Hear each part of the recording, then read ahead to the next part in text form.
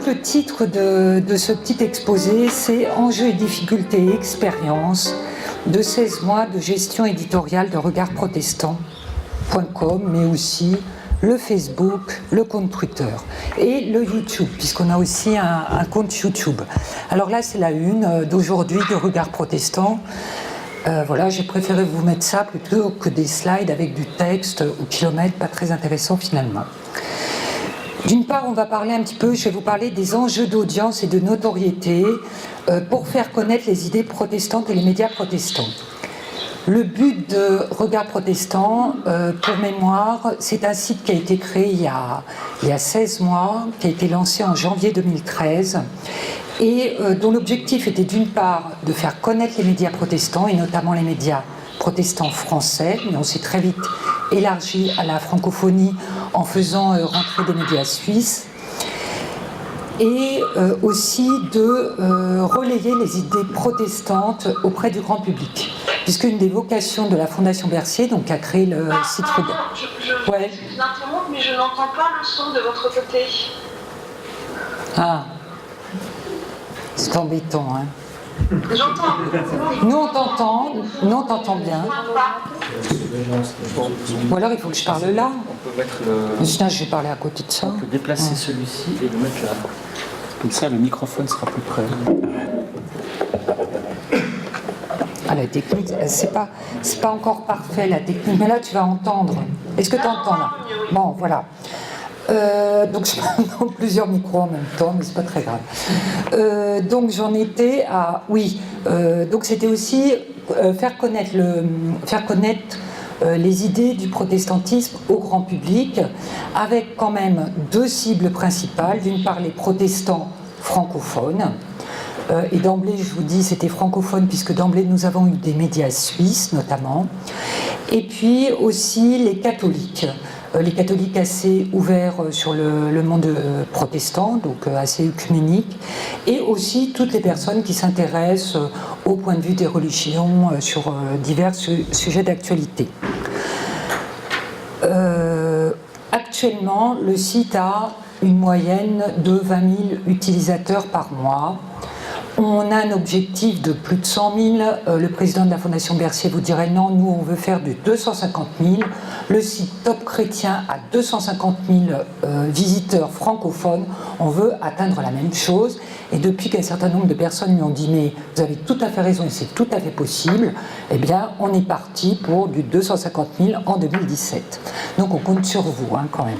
Mémorisez bien l'adresse et allez dessus. Enfin, on a des objectifs d'audience très élevés parce que 20 000 visiteurs pour un site où on a environ 60 médias répertoriés. Alors quand je dis 60 médias, dedans il y a aussi des vrais médias de presse écrite, des radios, quelques TV, mais il y a aussi des blogs, des sites un petit peu plus institutionnels qui fournissent des contenus froids, donc qui ne sont pas vraiment des médias. Mais avec un tel contenu, c'est vrai que 20 000 visiteurs, ça n'est pas suffisant. Il faut qu'on aille nettement au-delà. Mais je dirais que le premier stade est franchi, puisqu'on s'était dit, au bout d'un an, il faut qu'on ait dépassé les 15 000. Au bout d'un an, on avait dépassé les 15 000, donc on était content, donc il faut qu'on continue. Alors, qu'est-ce qu'on a fait comme action? Parce que bien sûr, on enrichit notre site et on va parler de l'éditorial après. Mais déjà, qu'est-ce qu'on a fait comme action de promotion et de communication pour arriver à ces 20 000? Parce que je ne vous cache pas qu'il y a, je ne sais plus qui le disait tout à l'heure, une guerre de l'attention sur Internet, c'est vrai. Tout le monde ne peut pas aller tout le temps sur tous les sites, tous les réseaux sociaux, etc. Donc, quand on est nouveau, il faut se faire sa place et ce n'est pas toujours évident. Donc, d'une part, on a des actions qui sont de la promotion et de la communication interne au site. Il y a la newsletter d'abord, on l'a lancée il y a 1 an. Aujourd'hui, on a plus de 6 000 abonnés. Je ne sais pas si certains d'entre vous, enfin j'espère que certains d'entre vous soient abonnés à notre newsletter qui est hebdomadaire. Et donc cette newsletter donc fonctionne assez bien. On a démarré avec un tout petit fichier. Et là, on est en train de faire des expériences pour de l'acquisition de nouveaux fichiers pour cette newsletter. D'autre part, on a fait des jeux concours les deux derniers, de décembre 2013, nous a apporté environ 2000 participants, donc 2000 nouvelles personnes. Enfin, dont une partie sont des nouvelles personnes quand même. Et en mars 2014, on a eu environ 3500 participants. Donc vous voyez, d'un jeu concours à l'autre, on a doublé le nombre de participants au jeu concours, ce qui est plutôt quelque chose de bien en termes d'audience. Ensuite, on a fait de la promotion et de la communication dans le monde protestant, notamment à l'occasion de Protestants en Fête, qui a eu lieu à Paris, donc fin septembre 2013. Non, c'était fin septembre. Oui, c'était fin septembre. Où on a diffusé un journal gratuit à 120 000 exemplaires. Donc, journal qui a été fait avec différents titres qui sont dans Regard Protestant, comme Christianisme aujourd'hui, mais aussi Réforme, Croire et Vivre, etc. Donc c'était diffusé gratuitement, mais alors du coup il y a un certain nombre de gens qui ont cru que Regard Protestant était un nouveau journal papier. Donc il y avait un petit peu une incompréhension, et c'est vrai qu'il est très très difficile de faire de la promotion d'un site internet sur du papier. On a fait une petite vidéo aussi, 5 minutes à Protestant en Fête, et ça nous a valu un certain succès. En tout cas, ce qui est clair, c'est que notre audience au moment de Protestant en Fête a décollé. Sinon, on a fait cette vidéo de promotion Regarde, qui a été vue par plus de 4000 personnes, là, que vous avez vu tout à l'heure, et qui peut être mise sur tous les sites internet, et on aimerait bien qu'ils le fassent vraiment, des médias protestants qui sont dans le portail. Bon, tous ne l'ont pas encore fait, mais on ne désespère pas. Et puis on fait régulièrement des campagnes je dirais, pour attirer les catholiques, notamment des bannières de publicité sur la Croix, sur les sites internet de la Croix, de la Vie, aussi sur des sites alsaciens, DNA, à cause de la forte population protestante en Alsace. Et là, donc, on est en train de faire un essai de campagne de sponsoring de newsletter avec la Croix. On verra ce que ça donne. On fait régulièrement des campagnes de publicité sur Facebook. Donc sur Facebook, on est présent par nos posts. On est présent aussi par des campagnes de publicité sur les réseaux sociaux. Et ça, c'est de l'actualité qu'on sponsorise. Et ça nous a permis d'atteindre aujourd'hui plus de 43 000 fans sur Facebook.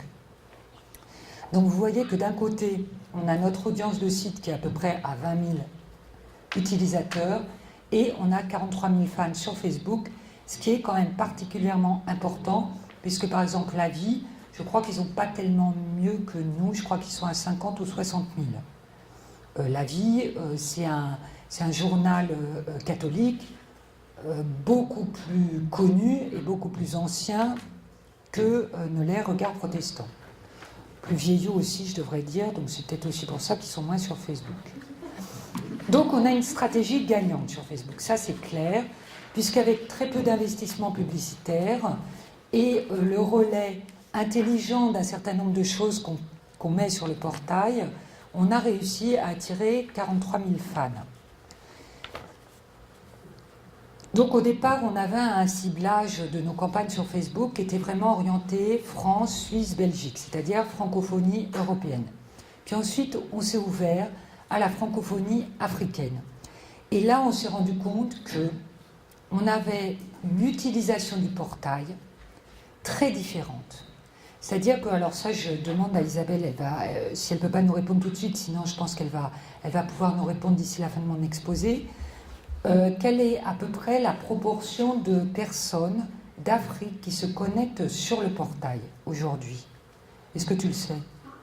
En tout cas, l'usage du smartphone, des tablettes est prédominant en Afrique francophone. C'est-à-dire que les utilisateurs des pays d'Afrique francophone sont rarement devant un bureau avec un ordinateur. En revanche, ils communiquent beaucoup par smartphone.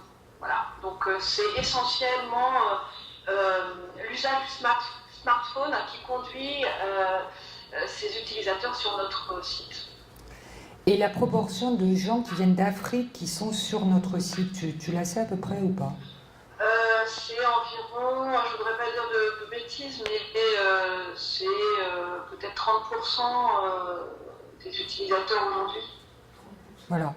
Donc on a découvert, et ça c'est un peu, via Facebook, via nos campagnes Facebook, parce qu'on s'est fait connaître en Afrique, on s'est rendu compte que là, il y avait un potentiel absolument énorme qui nous a été confirmé, puisqu'il faut savoir, et ça c'est Sébastien Fad qui est, qui est sociologue et qui étudie beaucoup la francophonie africaine, la francophonie protestante africaine. Un protestant francophone sur 22 est français. On peut estimer que le nombre de protestants francophones suisses est à peu près équivalent. Donc ça veut dire que vous avez 19 à 20 protestants francophones sur 22 qui sont africains. Donc sachez que quand vous parlez sur Facebook, vous parlez sur Internet, vous parlez beaucoup à des Africains, beaucoup plus que vous ne l'imaginez. Et c'est important pour eux. C'est important pour eux aussi, parce que nous, par exemple, nous cherchons, depuis qu'on sait ça, à avoir des médias africains, donc des sites Internet africains. Or, on se rend compte qu'il y a beaucoup de sites de musique, des sites qui retranscrivent des prédications, mais il n'y a pas vraiment de site d'actualité protestante. Il n'y a pas vraiment de site biblique africain. Il n'y a pas vraiment de site sur la culture protestante qui soit fait en Afrique. Et ces gens-là, ils sont demandeurs de ça. C'est pour ça que quand ils trouvent un site francophone intéressant, ils sont contents de venir dessus. Et donc ça a un impact aujourd'hui, plus d'1 an après le portail, on est en train de tirer des conclusions par rapport à ça. C'est-à-dire une ouverture sur la francophonie beaucoup plus large que ce qu'on imaginait au départ. Et ça, c'est l'expérience qui nous l'enseigne. Voilà. Alors bon, je continue avec ma petite présentation. Donc, ce qu'on peut dire, c'est qu'on a un bilan plutôt positif par rapport au lancement du portail. C'est-à-dire que notre audience est dynamique. On a une dimension donc, véritablement internationale de l'audience, alors que le site n'est qu'en français, hein, par exemple. Donc, ce qui contribue au rayonnement de la pensée protestante, ce qui était un de nos objectifs. Et on se rend compte que nos efforts en termes de newsletters, de réseaux sociaux et tout, sont récompensés, rendent le portail plus dynamique et plus réactif. Alors, donc pour ce qui est de l'animation éditoriale et la collaboration avec les médias partenaires, il faut savoir qu'aujourd'hui, la une de Regard Protestant, qui est changée tous les jours, nécessite la mise en ligne quotidienne de environ 4 à 5 contenus nouveaux par jour, qui font une sorte de rotation. Ça, c'est la une, hein. Donc vous avez 6 sujets à la une, et en gros, elle tourne pas tous les jours, mais presque. Mais pas tous les jours, puisque si on met 5 articles, il en reste toujours un. Le principe, c'est qu'elle tourne. La périodicité. Alors, certains de ces contenus sont également relayés sur les réseaux sociaux, Facebook et Twitter. Alors là, je te demande, Isabelle, tu postes à peu près combien de Facebook et combien de Twitter par jour ou par semaine? Alors pour Facebook, on est environ à 2 posts par jour, parfois 3. Ce qui est intéressant sur Facebook, c'est qu'en effet, on relaye un contenu du site, mais on peut se permettre une éditorialisation, une petite éditorialisation spécifique à la page Facebook.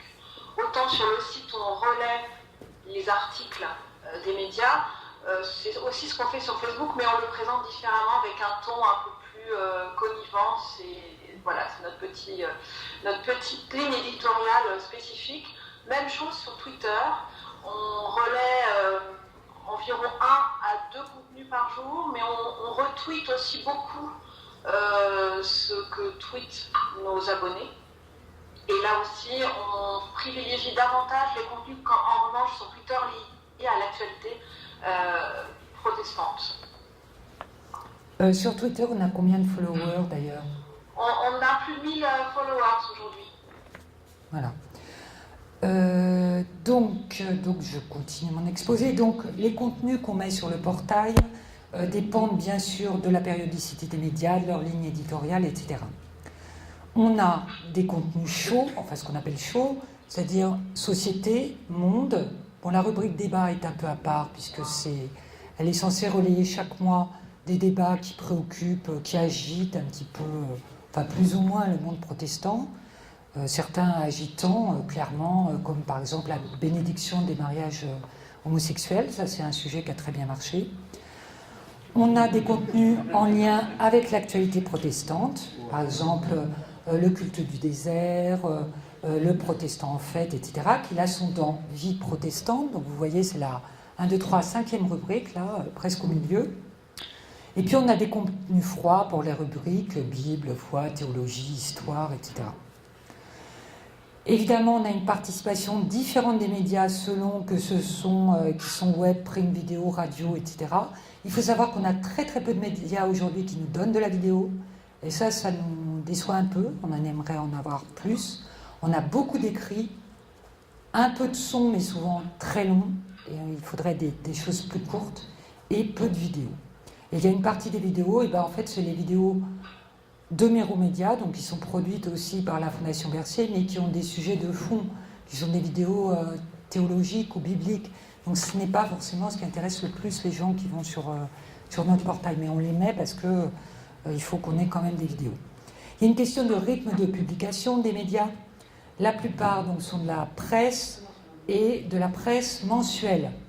Donc il faut courir après pour qu'ils nous mettent des sujets avant d'avoir bouclé, qui comprennent que le rythme de l'Internet n'est pas celui du papier, surtout quand ce sont des mensuels. On ne peut pas mettre des informations quand elles ont eu lieu sur des événements qui ont eu lieu il y a un mois. Ça n'intéresse personne sur Internet. Et ça, c'est un vrai problème, parce que c'est un problème de structuration, de fonctionnement des médias, qui bien souvent repose sur du bénévolat. Il y a assez peu de monde qui s'en occupe. Les gens qui savent rédiger sur du papier et savent faire des articles ne savent pas forcément gérer un site internet. Donc c'est un problème, c'est un défi un petit peu pour tout le monde. Alors les points forts. D'abord, c'est la qualité des contenus qu'on nous envoie, ou qu'on va chercher, c'est-à-dire la qualité des contenus de la presse protestante. Et notamment, il y a un certain nombre de rédactions qui font vraiment des choses de grande qualité, et même si elles sont petites. Il y a vraiment des vrais journalistes professionnels, et ça se sent, y compris dans des médias. On n'aurait jamais imaginé qu'ils nous feraient, enfin je vais pas donner tresser des palmes à certains, mais il y en a dont on n'aurait jamais imaginé qu'ils nous feraient des contenus d'une telle qualité que ceux qu'ils nous font. Donc, il y en a qui ont vraiment, c'est des tout petits médias, et en fait, ils ont une visibilité sur le portail importante parce qu'ils font des super contenus et les gens vont aller les lire. Ensuite, il y a la variété des médias et la variété des points de vue, puisque c'est pas du tout un portail de protestants réformés ou luthériens, ce qui est quand même la base, je dirais, du public de la Fondation Pasteur Eugène Bercier. Mais pas du tout, il est très ouvert sur le monde évangélique, bien au-delà de la Fédération protestante de France, en dehors de la territorialité. Donc il y a toutes sortes d'opinions. Et par exemple, quand on était dans des sujets sur la bénédiction du mariage homosexuel, je peux vous dire que c'était intéressant parce qu'on a réussi à avoir vraiment une partition en deux, avec des fois des réactions de pasteurs qui nous disaient « Mais pourquoi vous faites ça Pourquoi nous diviser ainsi ?» Mais nous, on ne fait rien du tout. Il se trouve que ce sont des sujets qui divisent. Mais c'était intéressant parce qu'il y avait autant d'arguments pour que contre. Et ça, je pense qu'un public non protestant, mais même protestant, ça les intéresse de savoir que tout le monde n'est pas pour, tout le monde n'est pas contre, et qu'il y a un vrai débat de fond qui est mené, et qui peuvent y participer. Alors les points faibles, parce qu'il y en a quand même quelques-uns, c'est d'une part, ce que je vous disais, les contenus des médias partenaires utilisent peu les leviers du numérique. Il y a beaucoup de textes qui sont souvent longs, des émissions de radio qui sont souvent trop longues. On a beaucoup d'émissions de 20 minutes, une demi-heure. Or, ce qui attire les gens, c'est 1, 2, 3 minutes maximum. Alors après, ça ne veut pas dire qu'ils ne vont pas aller écouter sur la radio des choses plus longues, etc. Mais quand ils débarquent sur le portail, qu'ils ne connaissent pas une radio, ils vont écouter 1 minute, 2 minutes, et ça sera très bien. Donc il faut quasiment que les radios, soit elles fassent des émissions très courtes, soit elles nous coupent des débuts d'émissions, par exemple, pour qu'il y ait une partie qui soit audible.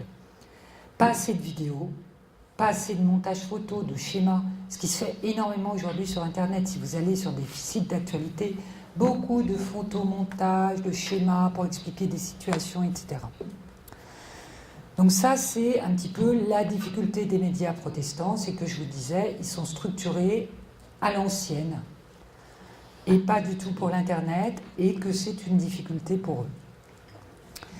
Ensuite, il y a des lacunes dans l'information. Alors ça, je pense que c'est très lié au contexte français. Par exemple, il se passe des tas de choses dans les œuvres sociales protestantes.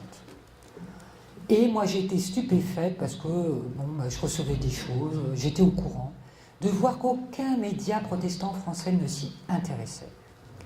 Et il y a même quelque chose qui, en fait, alors je ne sais pas si c'est aujourd'hui sur le portail ou si ça va y être demain, c'est un événement alsacien qui s'est passé en Alsace.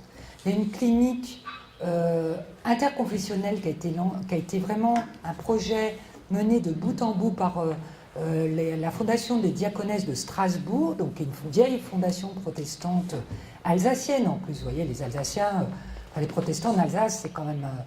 ils pèsent, quoi. Bon.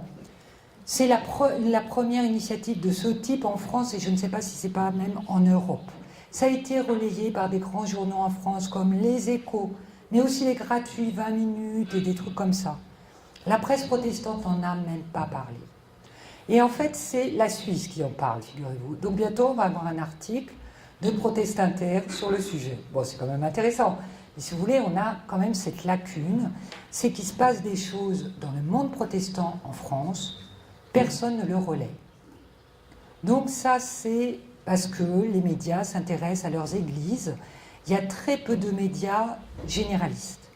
Alors je pense que vous n'avez pas du tout ce problème en Suisse. Grâce à Mediapro, vous avez une grande chance. Et c'est vrai que nous, on se nourrit beaucoup aussi de Protestinfo, on va se nourrir de Protestinter et d'un certain nombre de choses de Mediapro. Et puis alors, les médias papier restent calés sur leur rythme, bien souvent mensuel, et ça quand même c'est un vrai problème, c'est-à-dire qu'on les appelle avant en leur disant mais bon, dès que ton article est prêt, mais même s'il n'est pas bon pour le papier, même s'il y a encore des coquilles, même si t'as pas le nombre de signes, machin, mais mets quelque chose sur Internet maintenant. C'est maintenant que ça se passe, c'est maintenant qu'il faut en parler. Alors, et puis il y a quand même une grande absente aujourd'hui. Et ça, pour des raisons de non-présence sur Internet, en fait, de la presse régionale réformée française, qui n'a pas de site Internet aujourd'hui, donc qui n'est pas présente sur le portail. Enfin, bon, ça, on pense que ça va se résoudre d'ici 2015. Heureusement, ces faiblesses ne sont pas insurmontables, parce qu'en fait, on est en train de faire évoluer notre stratégie pour, je dirais, dans le courant de l'été et pour l'automne. D'abord, parce qu'on enrichit un peu notre ligne éditoriale. Fort de ce constat notamment qu'on est vraiment ouvert sur la francophonie et que peut-être que la moitié de notre public et plus tard peut-être que les 3/4 de notre public ne viendra plus de France, mais viendra d'ailleurs, parce qu'on est sur Internet. Eh bien, il faut qu'on voit les choses un petit peu autrement. Et donc, notre nouvelle ligne éditoriale, donc je vais vous la lire parce qu'on a cogité dessus et donc on a rédigé des choses très précises, c'est accroître la diffusion des idées protestantes dans le web francophone en relayant les contenus des médias protestants et en faisant la promotion des supports d'information, sites, blogs, webzines, etc., liés à ces médias. Compléter cette démarche en prenant en compte les contenus traitant des actualités et des idées protestantes par d'autres sites. C'est-à-dire que depuis peu de temps, on a une petite revue de presse qui relate, qui fait référence, enfin qui renvoie sur des médias francophones, non protestants, mais qui, eux, traitent d'informations protestantes, pour pallier un certain nombre de lacunes. C'est quand même embêtant quand vous avez un nouveau président de la Fédération protestante de France qui est élu, de n'avoir aucune information, de devoir attendre une semaine pour avoir quelque chose qui sorte sur un site internet protestant français. Donc qu'est-ce qu'on va faire? On va chercher tout de suite son interview dans le Figaro. Voilà, on fait comme ça. Parce qu'on se dit que quand même, ce qui compte, c'est d'attirer des utilisateurs, enfin des internautes. Ce sont pour bien des gens qui s'intéressent au protestantisme. Si on ne les tient pas informés de ce qui se passe dans notre milieu, ils vont aller le chercher ailleurs. Enfin, ça ne va pas. Il y a un rôle qu'on ne remplit pas. Donc ça, c'est une des choses qu'on a décidé de faire et de, je dirais, renforcer un peu. Alors, il n'est pas question pour nous de passer notre temps à faire de la pub pour le Figaro ou je ne sais pas quoi. Ça, sûrement pas. Mais on est bien obligé d'aller chercher là des informations qu'on trouve beaucoup trop tardivement dans la presse protestante française, enfin francophone en général. Ensuite, ce qu'on cherche à faire, c'est profiter et susciter des contenus événementiels. Par exemple, là, au Festival de Cannes, on a un blogueur qu'on connaissait qui nous a proposé « si vous voulez, je vous fais un papier par jour sur le Festival de Cannes.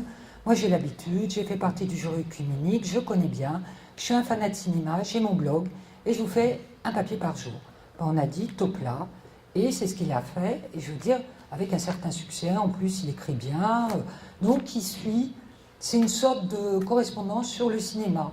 On a un autre site aussi qui nous fournit pas mal de trucs de cinéma. Pour la Coupe du Monde de foot, par exemple, on s'est associé avec Christianisme Aujourd'hui. Bon, il n'est pas là, mais j'ai vu qu'il nous suivait un peu sur Twitter. Ils ont fait un gratuit sur la Coupe du Monde de foot. Ils vont pas mal relayer la Coupe du Monde de foot. Ils ont fait des interviews de footballeurs, etc. Et donc, on a un accord avec eux. Ils vont nous poster des choses pour Regard Protestant sur la Coupe du Monde de foot. Par exemple, il y a des gens qui ont analysé pourquoi est-ce que des tas de footballeurs font des signes chrétiens quand ils jouent. Alors, il paraît que ça s'est beaucoup développé. Bon, moi, je sais pas, je regarde pas trop ça. Mais donc, ils ont analysé quel footballeur fait quel signe et qu'est-ce que ça veut dire, etc. Et ça, c'est des choses un petit peu anecdotiques comme ça, mais en même temps qui sont intéressantes, à savoir, il y a pas mal, finalement, de footballeurs qui sont chrétiens, qui sont engagés, qui n'ont pas peur de le montrer sur le terrain, et ils font des signes kabbalistiques, et en fait, c'est un sens profond. Donc, moi, je vous invite à, une nouvelle fois, bien sûr, à aller sur Regard Protestant. Là, je ne sais plus quand est-ce que ça commence, la Coupe du Monde de foot, mais vous pouvez y aller avant. Et puis aussi, une autre idée, c'est de travailler avec certains médias et les plus motivés. Parce qu'il y a des médias qui sont vraiment motivés par le numérique et qui se rendent compte qu'ils ont intérêt à y aller. Nous, on peut drainer plus d'audience, on a intérêt à faire des partenariats avec eux. Parce que nous, notre but, c'est sûrement pas de mettre des contenus qu'on crée nous. Ça, c'est pas du tout le but du jeu. Le but, ça a d'emblée été d'être. Il y a des médias qui existent, des médias protestants, on doit relayer ce qu'ils font. Par contre, on peut susciter des contenus chez eux, enfin bref, travailler avec eux en plus étroite collaboration. Et c'est ce qu'on va faire. Et puis, travailler plus en profondeur les réseaux sociaux. Alors, on s'est bien attaqué à Facebook, de toute façon, on continue. Maintenant, on va bien s'attaquer à Twitter aussi. Et puis, on se dit, on va faire une veille sur les autres réseaux sociaux, parce que peut-être que Pinterest ou Instagram pourraient être intéressants pour nous et pour les gens, enfin, on n'en sait rien. En tout cas, par exemple, tout à l'heure, Nicolas Friedli parlait du musée virtuel. On va certainement ouvrir un compte Instagram ou Pinterest pour le musée virtuel, puisqu'on a quand même plus de 3000 photos. Donc là, il y a un vrai intérêt à utiliser. Enfin, on reste attentif aux réseaux sociaux. Donc voilà, puis il y a d'autres chantiers en cours. Améliorer notre référencement naturel, parce que ça, c'est un chantier un peu permanent. Poursuivre l'optimisation de notre site, on trouve un peu lent, il faut améliorer la navigation. Peut-être créer des nouvelles rubriques. Par exemple, aujourd'hui, on n'a pas de rubrique francophonie. Mais on aimerait bien avoir une petite rubrique francophonie. Donc, on va peut-être déplacer un petit peu tout ça, mettre une rubrique francophonie.